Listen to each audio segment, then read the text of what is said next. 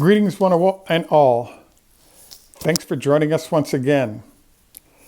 Today, I bring you news on Tesla, but not the news I was hoping to bring, and meaning that we really like it when Tesla does well because more ICE vehicles being taken off the road, we get less pollution, etc. But that's not our show today. Our show focuses on the fact that we're getting a lot of feedback that says we're now at 45% down in Tesla sales and revenue in multiple places across the globe. And so we wanted to kind of review this and what some of the implications of this down production might be. This is Greg for Teslafaninsight. Thanks once again for joining us. If this is your first time, welcome. If you're a repeat visitor, welcome back. We also want to thank our Patreon supporters. If you enjoyed the show, like some better ideas on investing and trading, please join us on Patreon. So, this show has three components. First component is reviewing the general headlines that are out there. The second component is what do all those headlines imply, and the third component is what are we going to see going forward. So the first component today of our show is kind of focused on, as you know, all the headlines. Elon right now is in, I want to call it Death Star mode. As you know, he's doing a lot of things with the federal government that are impacting revenue for Tesla and sales. Many people are very unhappy with him, and it's reflected heavily in terms of how Tesla is doing. A few quick data points affecting this. Number one, I did not know this. I just learned in the last 24 hours that in Germany, signaling the Heil Hitler is actually illegal, and you could actually draw jail and other fines from doing so. The second component is that there is something, there's a bunch of, so we came up with a technique, and the technique is sometimes called parking lot purloined. The way the process works is you drive by your local Tesla dealer, you take a look at what the inventory is like, and the question that comes up, is it empty, everything sold? Is it full of repair vehicles with everything sold? That's a possibility. Is it, kind of what's the status right now of those vehicles? And most of what we saw before the entry into the Trump process on the 20th of January had been everything else was sold, but there are large inventories of Cybertrucks that were unsold. So the next question that popped up was, okay, where are we now? Well, the answer is that from a number of different sources, there were no Cybertrucks to be, other than Cybertrucks. There wasn't a lot of obvious elements of the vehicles having issues with sales. So we've got new data points. One key data point is average selling prices are dropping for used Teslas because nobody wants to buy them. Another element of this is that we're now seeing stories about Tesla wheels being stolen at off-site parking. So at this point, each quarter Tesla has a process. Usually the only vehicles built are ones that are ordered by customers. They're built and the customers are told when they'll be picked up or they're dropped off at their homes. Well, what happens is as we close out the quarter, Tesla typically tries to do pre-builds of configurations that are typically ordered by customers, and they'll ship them to the dealerships, and those vehicles will then be ready where the customers can buy right away without waiting, particularly if you need those numbers to hit the current quarter's numbers, not next quarter's. So in theory, there should be an inventory excess right now to drive the process I just described. The issue, though, was it was just reported that at one of the Tesla service centers in Texas, 3 miles from that service center, they actually have a rented Amazon parking lot that houses a large numbers of Teslas. And several Teslas were vandalized in that vehicles were put up on blocks and they stole the wheels and tires. So, 350 per is one of the numbers we're hearing in terms of the value of those, so it's not a shock that it's occurred. But this makes it difficult for our parking lot review of a service center, because if the cars aren't being stored on the facility and they're unsold, then it's harder to see them unless you know where they've rented those lots. And obviously, within a 3 to 5 mile radius makes sense, and that is not easy to find. So in theory, our idea of knowing that sales are down is made more difficult by this process of the vehicles not being stored on site. So where we are right now is we're receiving widespread reports in Europe and the United States, and not so much in China, that revenue is down for Tesla, which would mean profit is down as well. The other component of this is that the Foundation series were not selling very well. So Tesla has begun a process where they're now pulling those vehicles in, removing the Foundation series badging, and lowering the price so it'll be competitive with other vehicles in the approximately $120,000 per vehicle zone for the Cybertruck. So, then we could go on in this process, because there's also discussions of a $6,000 discount that's out there. We already knew that Tesla was offering, for example, with the Foundation series, lifetime free charging. So there's a number of incentivized ways. And then the final one that I've seen that I thought was most powerful is Tesla offering real discounted interest rates in order to get people to buy as well. I believe Elon pointed out that as many as 60% of all Teslas are actually leased and not purchased. So those lower interest rates could affect in many different ways.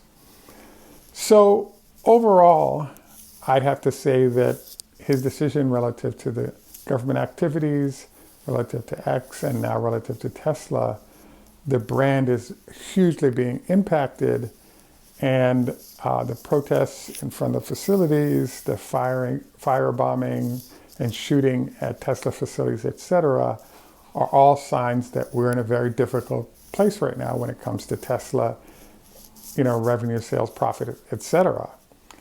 So, obviously, Elon's a brilliant guy. He may have a plan we haven't thought of. I don't know what that plan is, but it would be great to get your input on sort of what's going on from your area. Are you seeing a lot of vehicles unsold on the lots? What are your fellow owners saying about Tesla, etc.? This moves us to the second part of our show today, which is, what are our options here? There are two options that seem to make sense. One of them is simply replace Elon as CEO and bring somebody in who has credibility and some management experience. And then now the company's whole future isn't riding on his next tweet or firing of government individuals. So that's one option. Another option is simply to keep riding the horse that brought you in the form of Elon, and allowing what we've seen currently to continue. So basically, we're in an interesting position right now. We're going to find out by the end of this month what revenue and profit was based on the number of vehicles that were sold. And then we're going to get some of the forecast of what's going to happen in the future. And the challenge is, if we're down 45% in sales right now in your key two markets, and perhaps down in China as well because their economy is suffering, we could see Tesla drop a lot. And if in fact you have a bunch of cars that are being stored that are unsold off of your service facilities, you now have another problem, which is, can you keep producing if you're not selling what you've already produced? And the answer is probably not. So I think that's layoffs, possibly firings, in order to figure out the right amount of inventory to produce to meet customer demand. So our next question then is, anytime you look at a stock or a company, there's backwards, okay, how did things go for the quarter? And then there's the forwards, which we're going to find out in theory mid-April from Tesla what the forecast he has for Tesla sales might be. And the answer that I'm coming up with is, if we're down 45% right now, and his activities relative to Doge and the government continue along the lines that they're on, I think we can continue to see declining sales relative to Tesla hatred coming from a broad range of folks. So as a result, I'd have to say that if we keep riding a 45% down train for the next couple of quarters, I think we go from our 250, 260 stock price currently. I think we're below 200 as we enter the production numbers for this quarter. And then depending if Elon chooses not to make any changes, I think someplace in the 150-ish price range for the shares is not inappropriate. And if we go down to those levels, I just think that we're starting to hunt for some kind of bankruptcy or something in that range. I think we're a year off from that occurring, but you can see now why I encourage you to either sell out of some of your Tesla shares or buy puts, because as it falls, you'll be able to recoup some of the losses you're experiencing on the stock in the form of puts that you might own. So at any rate, I've been delaying this show because I'm hoping that we could see some light at the end of the tunnel, but there doesn't seem to be any switch up in the process that Elon is doing and its impact on everything and everyone involved. So we'd love to see a big change occur, which we have not. And I actually don't see any silver lining here. Europe is through with the conservative and the Heil Hitlers, and then obviously the US is in serious shape right now as well. Perhaps Elon has a master plan we don't know about, and we'll find out what it is and be impressed afterwards. So this ends our formal. I'm looking forward to your comments. I don't have any silver lining that I can articulate at this point, even though we know Tesla is still the best solution for those interested in going electric. Next, I'd like to move on to our health tips. For the last year or so, I've really been concentrating on managing sugar intake and looking at how to manage one's health better in the process. There are a number of doctors we've introduced you to with their ideas on better health management. And today I wanted to note that I'm kind of focused on the biome. My breakfast this morning was actually oatmeal without any sugar in it. And I found that the less I eat sugar, the more I'm getting comfortable with that switch from having to have sugar in the food. I also wanted to note that, blueberries with sugar, not a bad deal. The other shocker right now, as you can see, we're in a different location today. I'm visiting my aunt in the greater New York area. And I've been doing the 20-minute walks in the morning with you that we recommend. But what I was really shocked by is when I returned to Long Island area, I'm always looking forward to the little treats that were part of my childhood growing up here that were regular part. For example, Entenmann's, as well as Tropicana orange juices were a couple of my favorites. What I've been stunned by, particularly with the orange juice, is just the fact that the sugar spike that you get from doing orange juice can be kind of high, versus if you just eat the orange, there is a spike in sugar, but it's more gradual and you're getting the fiber from that as well. So it's just a healthier alternative, and one you may want to consider, because I think if you read and listen more about it, managing the biome, managing what bacteria is finding health in your gut can big time affect every aspect of your health. So the encouragement I want to make to you is lay off the fruit juices and lay onto the same juice, but from an apple or from an orange or whatever you want to use, because it's a healthier way for you to consume, and I think the results you get from it will be excellent. Once again, we want to thank you for joining us. This is Greg for Teslafaninsight. Tschüss, au revoir, lahitro, hoda, haifes, drazi, ni hama.